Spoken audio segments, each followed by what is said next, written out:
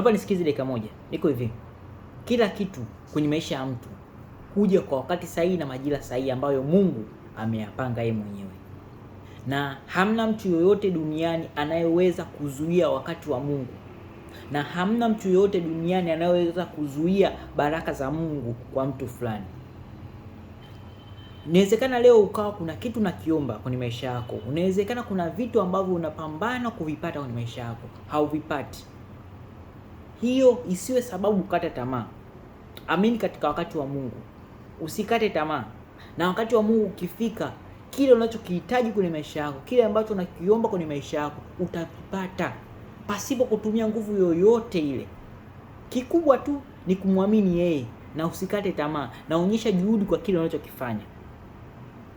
Sijui kwa wewe unatamani nini kukipata kwenye maisha yako. Unaweza kunishushia comment yako hapa. Na usisahau kulike, kucomment na kushare video hii. Naitwa Sylvester Bernard Makonda. Hivyo tu.